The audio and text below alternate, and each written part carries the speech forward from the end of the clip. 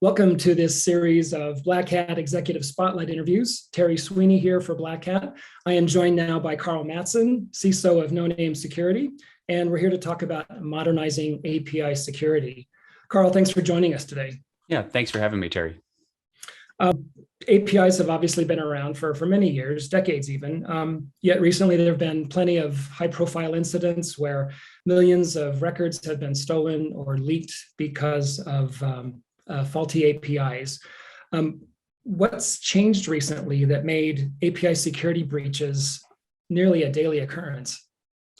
Well, I think there's a couple of things. Even 10 years ago, APIs were routinely used for sort of internal system-to-system communication, and over the course of time, we've exposed those APIs sort of externally for a variety of reasons. Whether that's like public cloud adoption, microservices application designs, or of course used commonly now.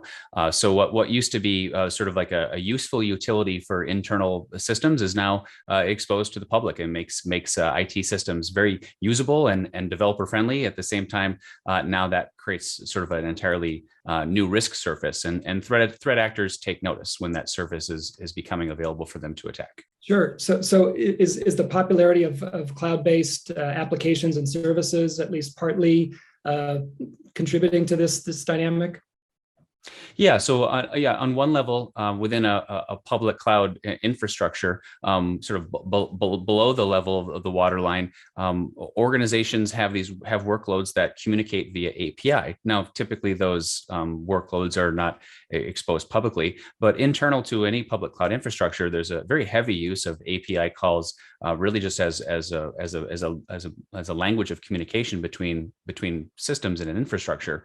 And then on top of that, above the waterline, then you have the applications itself, those business applications that are facing the customer, that are facing third parties, and a microservices application design makes heavy use of APIs as well. A lot of times, whether it's banking or healthcare or transportation, when you're creating a new application, what you're doing with that application, particularly for mobile, is you're creating a portal, you're creating space for API calls out to multiple data sources, so that you can give the consumer that experience of real-time data and useful tools for the consumer by leveraging the flexibility and the utility of an API.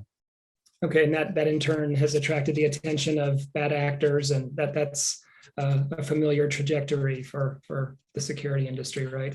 Sure. So if you think like an attacker in order to compromise an organization, one could compromise a network entry point and make multiple lateral movements in a very time-consuming, sophisticated attack, or they could just compromise a single API.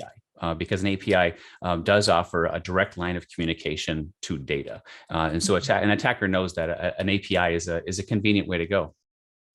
So security teams have a number of defensive tools at their ready: dynamic and static testing, API gateways, strong authentication, web app firewalls, to name just a few.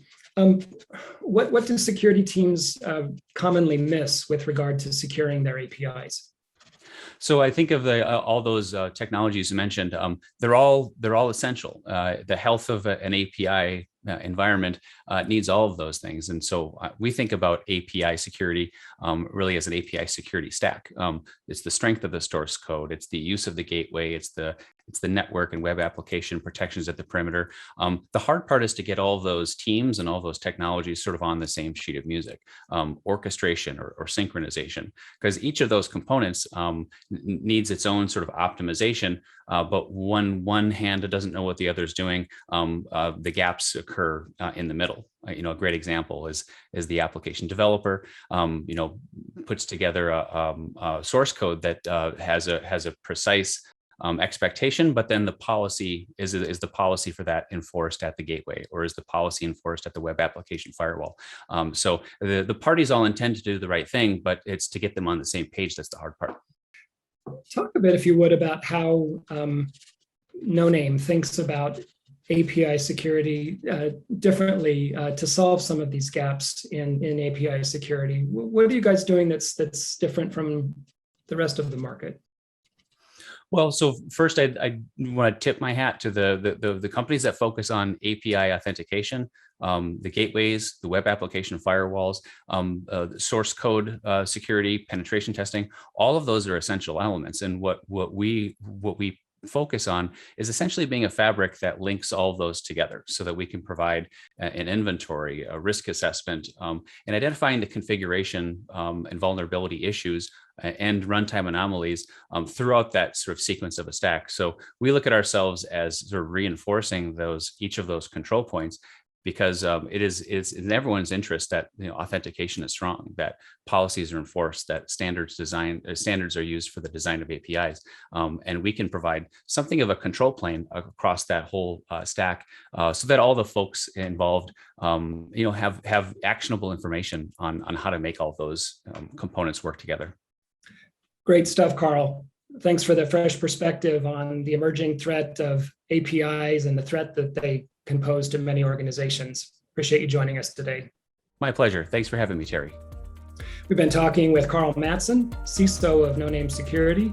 This has been Terry Sweeney for the Black Hat Executive Spotlight. Thanks for joining us, and we'll see you next time.